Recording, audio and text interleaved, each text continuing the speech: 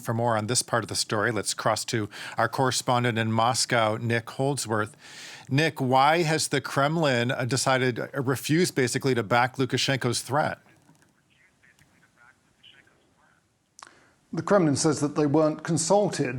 Dmitry Peskov, President Putin's spokesman, talking to reporters today, said that although Belarus is an ally of Russia and a sovereign state, it hadn't consulted the Kremlin over this.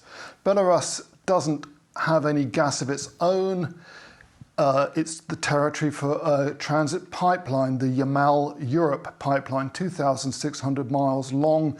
It goes all the way from the Yamal Peninsula in Siberia, practically on the Arctic Circle, through to Poland. Gas is delivered to storage containers there, and then through the European network, it goes to consumers in Germany, France, and elsewhere in Europe. The Belarusians, if Lukashenko went ahead with his threat, stand to lose billions of dollars in transit fees. They can't really afford that. This is probably more bluster than anything else. The Kremlin's not pleased. The Kremlin prides itself on the reliability of Gazprom, the state-owned natural gas giant, to fulfill its obligations. They say that they're a reliable partner. 1/5 of Europe's gas travels through that pipeline. Those contracts are worth billions of dollars to the Russians.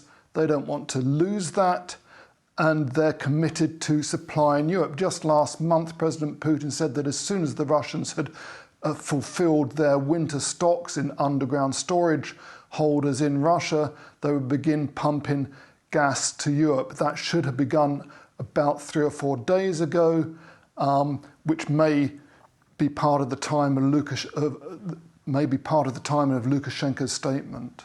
Well, Nick, this is obviously not what Lukashenko wants to hear. So what kind of fallout could we see from this?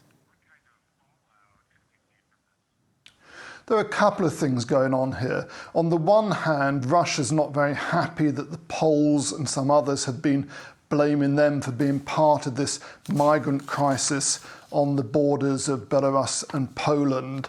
There were suggestions earlier this week that Aeroflot, the Russian state carrier, could be sanctioned, although the Russians were vehement. They said that Aeroflot had nothing to do with flying people from the Middle East to Minsk to go up to the border there.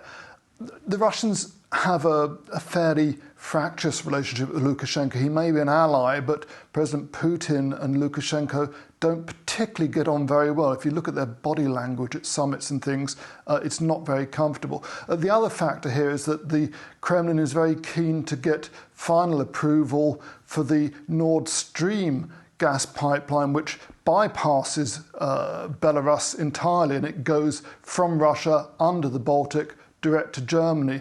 Now, that's an $11 billion project that was a pet project of the former German Chancellor Gerhard Schröder. It's been approved by President Biden in the US, although some Republican senators this week were seeking to sanction that. The Russians are keen to get that upstream and running. They don't want to put that at risk. On the other hand, they have used gas in the past for political purposes. They shut off gas to Ukraine in 2009, leading to the Ukrainians to stop supplying European partners that winter. And Russia also has lucrative markets in Asia, which they're eyeing up. So they don't necessarily have to always fulfill these contractual commitments to Europe. But as you say, money definitely is coming into play here. Okay, our correspondent in Moscow, Nick Holdsworth. Thanks so much, Nick.